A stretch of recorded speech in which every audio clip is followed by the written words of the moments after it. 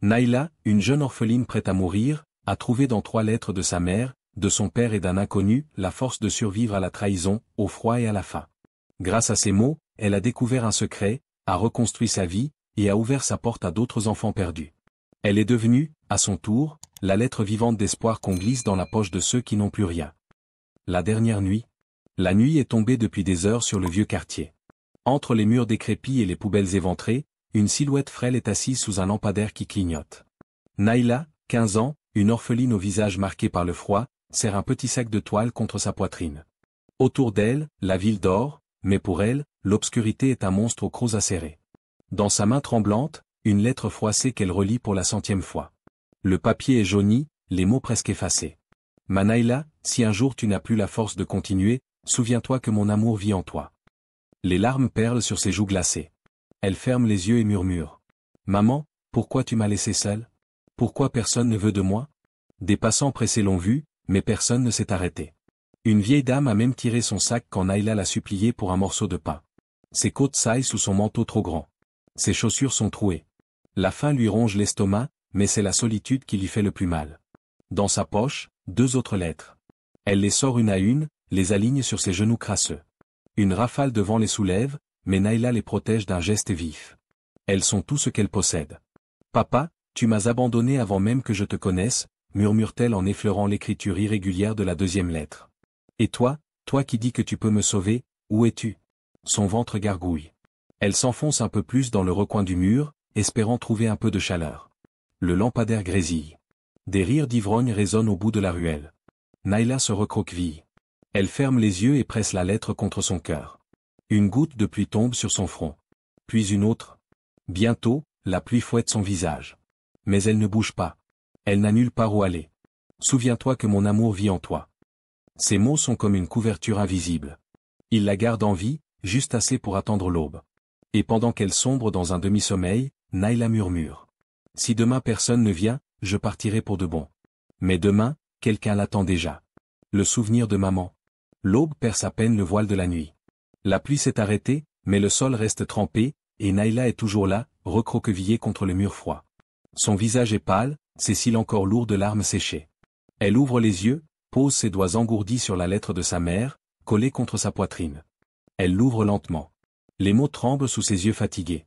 Ma Naïla, si un jour tu n'as plus la force de continuer, souviens-toi que mon amour vit en toi. Un souvenir remonte, vif comme une brûlure. Naïla revoit sa mère, Aïcha, couchée sur un matelas posé à même le sol, un foulard coloré glissé sous sa tête. Elle toussait beaucoup. Naïla, petite fille aux nattes mal faites, restait assise à côté, tenant une tasse d'eau qu'elle lui tendait sans cesse. Bois, maman, bois.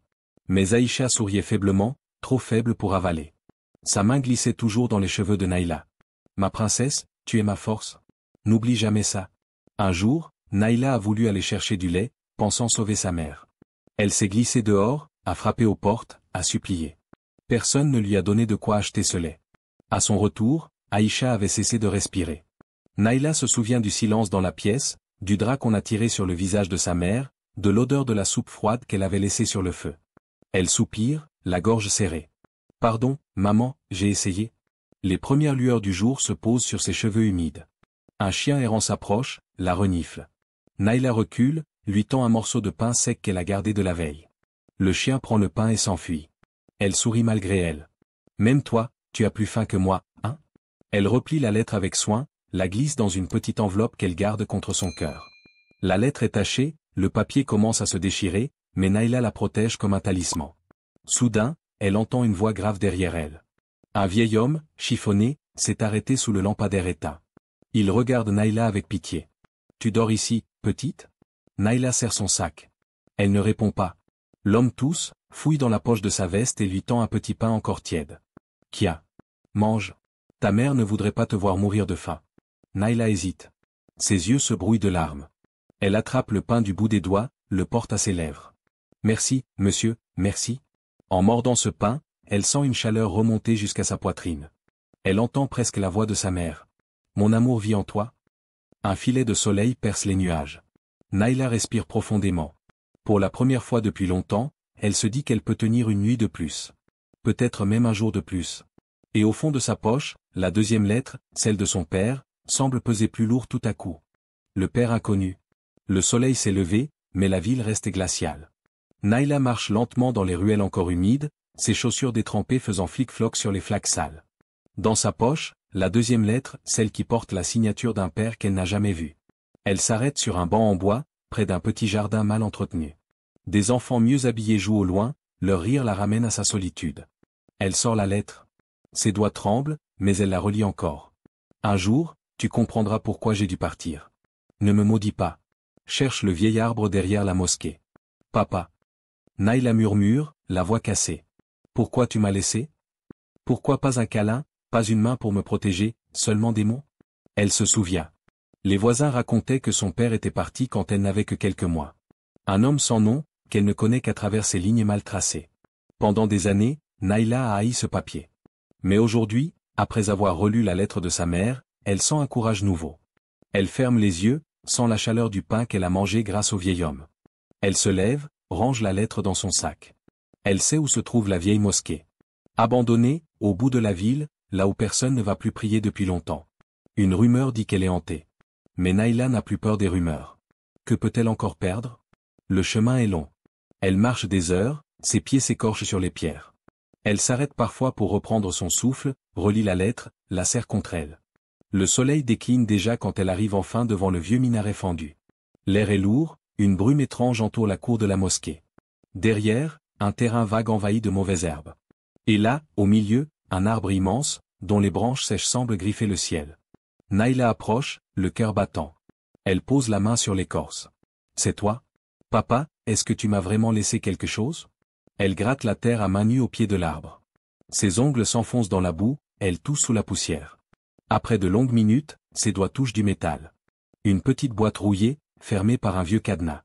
Naila la serre contre elle, épuisée, ses larmes tombant sur la boîte. Pardon de t'avoir détesté, murmure-t-elle. Mais elle n'a pas la clé. Pas encore. Le vent se lève, une page de la lettre s'envole. Naila la rattrape de justesse. À l'intérieur, elle découvre un mot qu'elle n'avait jamais vu. Quelques mots griffonnés dans un coin.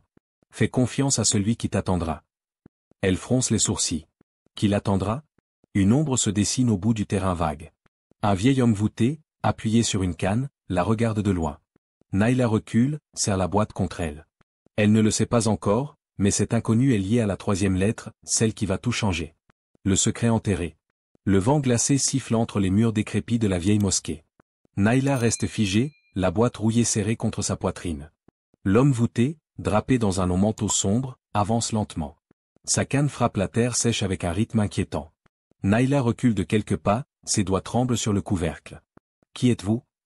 Chuchote-t-elle, la voix éraillée par la fatigue et la peur. Le vieil homme sourit à peine, son visage mangé par une barbe blanche. Ses yeux, pourtant fatigués, brillent d'une lueur étrange. Je suis celui que ton père a chargé de veiller sur toi. Celui qui t'a écrit la troisième lettre. Naila serre la boîte plus fort. Ses larmes montent. Vous, c'est vous, l'inconnu? Il hoche la tête. Lentement, il sort une petite clé de sa poche, attachée à une ficelle de cuir. Ton père m'a donné ceci avant de disparaître. Il savait qu'un jour tu viendrais chercher ce qu'il t'a laissé. Il s'avance, pose la clé dans la paume gelée de Naila. Sa main ridée tremble contre la sienne. Mais tu dois être prête, Naila. Ce qui est dedans n'est pas une fin. C'est juste le début. Elle n'écoute qu'à moitié.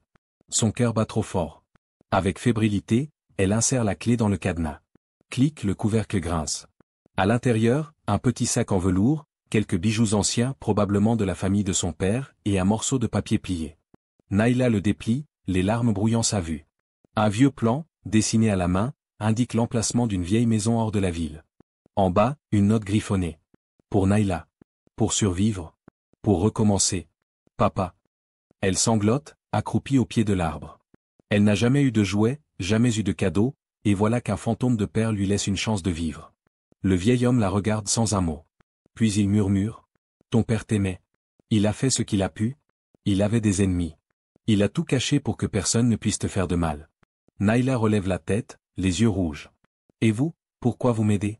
Un silence lourd tombe. Le vieil homme inspire, sa voix se brise. Parce que j'ai failli à protéger ton père. Je ne veux pas échouer encore. Prends ce que tu dois prendre, mais n'en parle à personne. Certains voudront encore te voler ce qui te reste. Naila serre le sac, le plan et la boîte contre elle. Elle veut croire à une seconde chance. Mais derrière les buissons, un regard les observe. Le faux mendiant, un complice des ennemis de son père, n'est jamais loin. Cette nuit, Naïla va devoir choisir, faire confiance, ou fuir à nouveau. La trahison du mendiant. Le soir est tombé vite, couvrant le vieux terrain vague d'un voile inquiétant.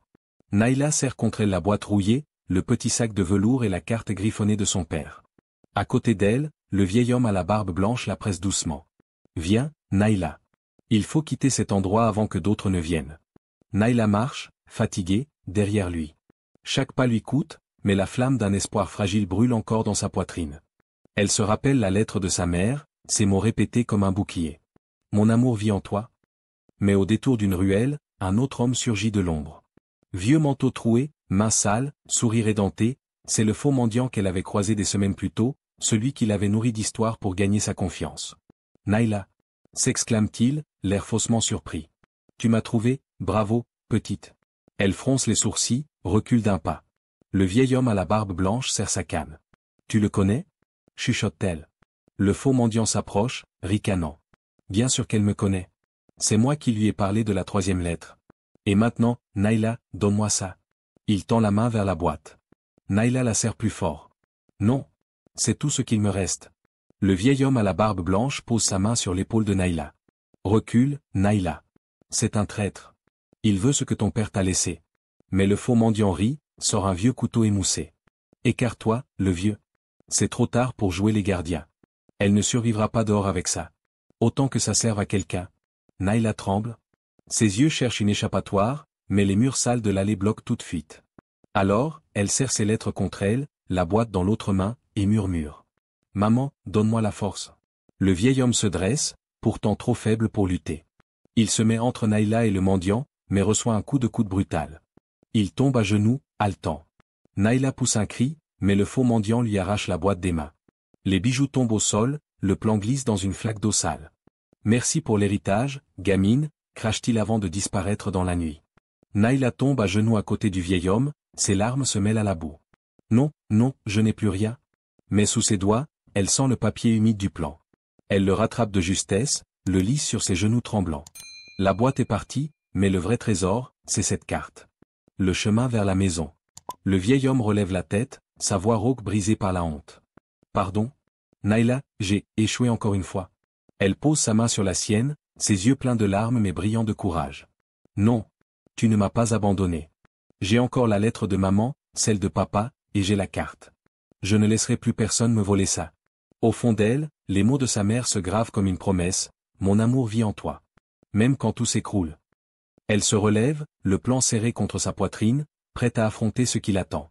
Une main tendue. Le vent du petit matin gifle le visage de Naïla. Elle marche sans savoir où poser ses pieds, c'est pas la porte plus qu'elle ne marche vraiment. Dans ses mains, la carte humide, encore tachée de boue. Chaque pas fait brûler ses ampoules ouvertes sous ses chaussures trouées, mais elle avance. Toujours.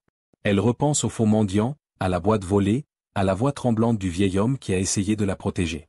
Une colère froide bout dans sa poitrine, mais c'est surtout une douleur sourde qui pèse sur ses épaules. Elle s'arrête sous l'auvent d'une vieille boutique fermée. Sa tête cogne contre le mur, ses paupières sont lourdes. Elle s'endort presque debout, la carte serrée contre son cœur comme un dernier bouclier. Quand elle rouvre les yeux, un jeune homme se tient devant elle. La vingtaine, un tablier de libraire encore accroché à la taille, un paquet de livres sous le bras. Il la regarde, inquiet. « Et, tu vas bien ?» souffle-t-il doucement. Naïla sursaute, recule. « Je vais bien. » Mais ses jambes la trahissent. Elle s'affaisse contre le mur, trop faible pour mentir. Le jeune homme pose ses livres, s'accroupit à sa hauteur. « Ça fait combien de temps que t'as pas mangé ?» Elle baisse la tête, honteuse. Dans sa poche, la lettre de sa mère dépasse. Le garçon la remarque, la prend délicatement avant qu'elle ne tombe. Il lit quelques mots. « Mon amour vit en toi ?» Ses yeux se voilent un instant. Il la regarde, plus grave. « C'est ta maman ?» Naïla ne répond pas. Elle secoue la tête, les larmes oscillent. Elle est partie, il y a longtemps. Un silence. Puis le jeune homme se lève, lui tend la main. « Viens avec moi. Je ferme ma boutique. J'ai une chambre derrière, c'est pas grand-chose, mais au moins tu seras au chaud. » Naïla hésite. Elle se souvient de la trahison du mendiant, de tous ceux qui l'ont rejeté. Son regard dérive vers les livres soigneusement rangés sur l'étagère derrière la vitre, des mots qui ne mentent pas, eux. Le garçon la rassure, son sourire est franc. « Je m'appelle Idriss. J'ai grandi ici. Et toi, comment tu t'appelles? Naila. Elle murmure son nom comme une incantation. Il serre sa main, la soulève avec précaution. Ses jambes vacillent, mais elle sent la chaleur de son bras autour de ses épaules. Il traverse la boutique sombre, les étagères alignées comme des gardiens silencieux. Derrière, une petite pièce minuscule. Un vieux lit, une couverture propre. Naila s'assied, tremble en tenant sa lettre. Idriss disparaît quelques secondes, revient avec un bol de soupe fumante. Mange, dit-il doucement. Après, tu me raconteras ce que je peux faire pour toi. Elle porte la cuillère à ses lèvres. La soupe est fade, mais elle a le goût d'un miracle. Ses larmes roulent sur ses joues sales. Merci. Idriss la regarde avec tendresse. Une maman qui laisse une lettre comme ça, c'est qu'elle t'aimait plus que tout. Peut-être que ces lettres vont encore te sauver la vie, Naila. Elle serre la main d'Idriss dans la sienne, pour la première fois sans peur. Une main tendue au milieu du vide. Et au fond de sa poche, la troisième lettre qu'elle n'a pas encore relue lui rappelle que son chemin n'est pas terminé. La vérité sur la clé. La petite pièce à l'arrière de la librairie est silencieuse, mais pour Naila, c'est un palais après les trottoirs gelés. Enroulée dans la couverture rêche mais chaude, elle dort enfin d'un sommeil lourd. Au matin, le parfum du café la réveille.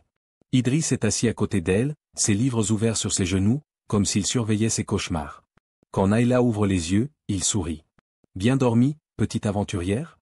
Elle hoche la tête, surprise par la douceur de ce monde où personne ne la frappe ni ne la chasse. Elle sort de sous l'oreiller la vieille carte et la clé qu'elle avait cachée dans la doublure de son manteau déchiré. Idriss l'observe, intrigué. C'est quoi, ça? Demande-t-il. Naila hésite, mais pour la première fois depuis longtemps, elle fait confiance. Elle étale la carte sur le vieux bureau de la librairie. Les lignes tremblantes, les repères griffonnés par son père. Mon père, avant de mourir, il a laissé ça. Il disait qu'un endroit m'attend. Une maison. Un refuge, je crois. Idriss fronce les sourcils, tapote le plan du bout du crayon. Et la clé? Elle la sort, fine, noire de rouille. Un petit morceau de métal, banal pour un autre, mais pour elle c'est une porte, une promesse. Idriss la prend délicatement. C'est ancien, on dirait la clé d'un cadenas de coffre ou d'une vieille porte. Il se lève, sort un livre poussiéreux. Dedans, des plans de la ville, des archives qu'il collectionne. Regarde, dit-il. Ce symbole sur ta carte, c'est la même marque que sur certaines vieilles bâtisses près de l'ancien chemin de fer. Ton père devait posséder une de ces maisons avant que tout ne soit laissé à l'abandon. Naila retient son souffle. Alors ça existe vraiment? Je peux y aller? Idriss pose sa main sur la sienne. Oui. Mais c'est risqué. Si l'autre homme, le faux mendiant, sait que tu as encore ça, il te retrouvera. Naila serre la clé dans son poing. Les mots de sa mère résonnent encore, même quand tout s'écroule. Elle ne cédera pas cette fois. Je dois y aller, Idriss. Je veux savoir ce que mon père a laissé pour moi. Et s'il y a de quoi vivre, je pourrai peut-être aider d'autres enfants comme moi. Idriss la regarde avec une admiration silencieuse. Cette gamine, si frêle quelques heures plus tôt, brûle maintenant d'une détermination farouche. Alors je t'accompagne, dit-il. Si on doit fouiller un vieux quartier pour trouver ta porte, tu ne le feras pas seul. Elle le regarde, la voix brisée par la gratitude. Merci. Idriss range ses livres, attrape son vieux sac de voyage.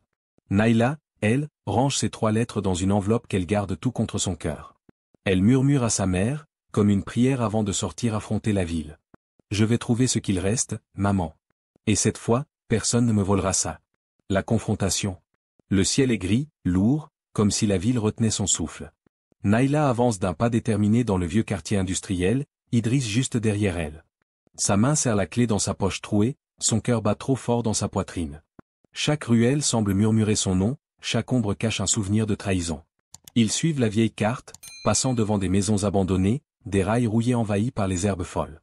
Au bout d'un chemin boueux, une bâtisse à demi effondrée se dresse. Un vieux portail en fer, dévoré par la rouille, porte encore le même symbole que sur la carte. C'est là, chuchote Naila. Idriss pose une main rassurante sur son épaule. Respire, Naila. On y est presque. Il force la porte grinçante. À l'intérieur, l'air est humide, chargé d'odeurs de bois moisi et de poussière. Au fond, une trappe de pierre, à moitié dissimulée sous un vieux tapis rongé par les rats. Naila s'agenouille, soulève le tapis. Sur la serrure ancienne, le même dessin gravé que sur la clé. Ses doigts tremblent, mais elle insère la clé. Clic, le cadenas saute. Elle pousse la trappe, révèle un petit coffre de métal cabossé. Dans le silence, Naila entend presque son père lui dire « Courage, ma fille ». Elle ouvre le coffre, quelques liasses de vieux billets, des papiers de propriété, un petit carnet de notes de son père, une photo jaunie d'elle bébé, blottie contre la poitrine d'un homme qu'elle ne connaît que par cette image. Ses larmes roulent sans retenue.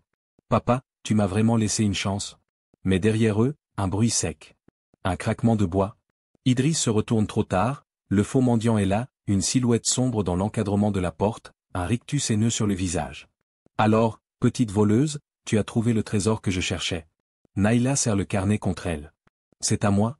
Hurle-t-elle, la voix vibrante. C'est à moi, pas à toi. Le mendiant ricane.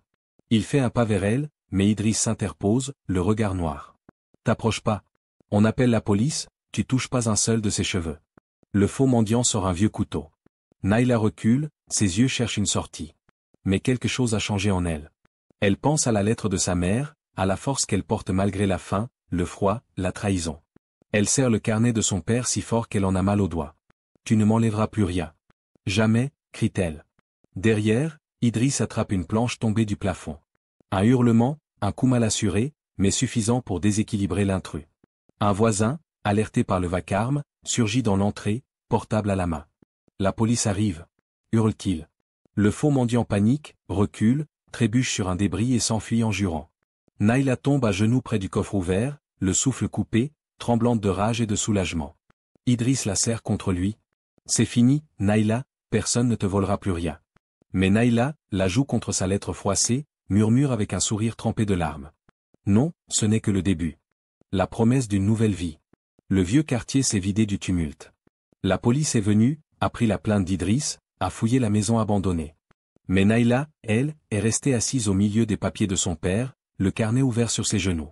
Des pages d'une écriture maladroite, des contes, des notes, mais surtout des mots d'amour maladroits à une fille qu'il n'a jamais pu serrer contre lui. Idriss revient avec 2 tasses de thé qu'il a dénichées dans sa boutique.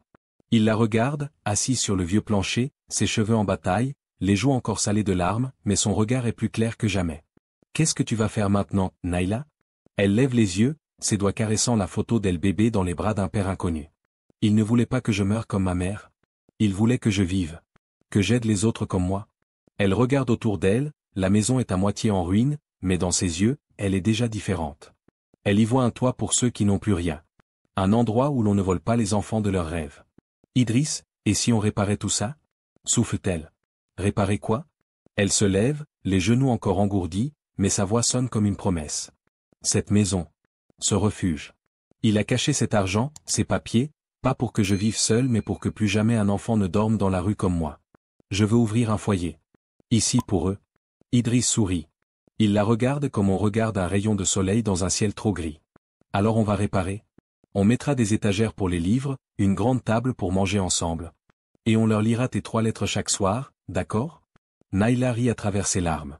Elle sort les 3 lettres de sa poche, le papier est usé, mais chaque mot est un pilier plus solide que tous les murs. Elle les pose sur la vieille table, comme un acte sacré. Ces mots m'ont sauvé. Maintenant, ils sauveront d'autres cœurs. Dehors, le ciel s'est ouvert. Un rayon de lumière fend les nuages, tombe sur la façade ébréchée de la maison. Naïla respire, ferme les yeux et sent la voix de sa mère chuchoter. Mon amour vit en toi. Même quand tout s'écroule. Ce soir-là, Naïla dort pour la première fois dans un vrai lit, sous un toit qui est vraiment à elle. Et au creux de sa paume, elle garde la clé. Parce qu'elle le sait, la clé n'ouvre pas seulement une porte, mais tout un avenir. L'orpheline qui a sauvé des vies. Des mois ont passé. La maison que Naïla avait trouvée, poussiéreuse, presque morte, respire à nouveau. Les volets ont été réparés, les murs repeints de couleurs douces. Dans la grande pièce centrale, des matelas de fortune sont alignés, et sur chacun dort un enfant dont le monde avait oublié le nom. Naïla marche pieds nus entre eux, une couverture sur l'épaule pour recouvrir un petit garçon agité dans son sommeil. Elle murmure un mot, pose sa main sur son front. Un geste qu'elle rêvait tant de recevoir, enfant. Idriss est resté. Il est devenu son frère, son ami, son roc. Chaque soir, il rapporte des livres sauvés de sa librairie pour meubler les étagères branlantes de leur refuge. Parfois, il lit des histoires aux plus petits. Parfois, c'est Naïla qui s'assoit sur le vieux banc, les 3 lettres posées devant elle. Ce soir, les enfants sont rassemblés autour d'elle. Le feu de fortune crépite dans un vieux poêle qu'ils ont remis en état. Naïla tient la première lettre entre ses doigts. Sa voix tremble, mais cette fois ce n'est plus de peur. Si un jour tu n'as plus la force. Elle s'interrompt, regarde les visages fatigués, mais déjà un peu plus rassurés. Vous voyez, ma maman m'a écrit ça avant de partir. Ces mots m'ont empêché de mourir quand tout me disait de lâcher. Vous aussi, un jour, vous porterez vos propres mots, et vous ne serez plus jamais seul. Les plus petits écoutent, blottis les uns contre les autres. Une fillette lève la main. Et ton papa? Il t'a jamais oublié? Naïla sourit. Ses yeux brillent de larmes qu'elle n'essuie plus. Non. Il m'a laissé seul, mais pas sans espoir.